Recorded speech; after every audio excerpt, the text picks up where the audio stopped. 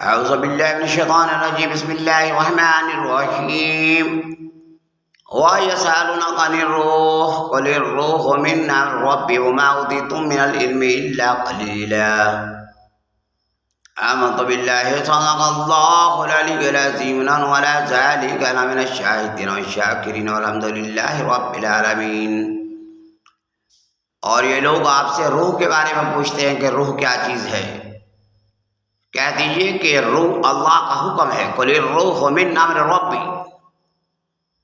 اور اللہ کا جو حکم ہے وہی ہے آپ کے جسم کے اندر، وہ جو تمہارا مٹیریل پورا جسم ہے، سارے وجود کو چلانے والی اللہ کی طرف سے جو قوت ہے وہ روح ہے۔ اور وَمَا أُوتِيتُم مِّنَ الْعِلْمِ إِلَّا قَلِيلًا، اور تم کو بہت قلیل علم دیا گیا ہے۔ تمہاری سوچ، تمہارا نقطۂ نظر، تمہارا رویہ، تمہارا ایٹیچیوڈ اور تمہارے نظریہ، تمہارا فلسفہ اس بات کو نہیں پا سکتے کہ وہ اللہ کا امر کس طرح سے ہے۔ وہی اللہ جانتا ہے کہ روح کی حقیقت کیا ہے۔ آمنت باللہ صدق اللہ۔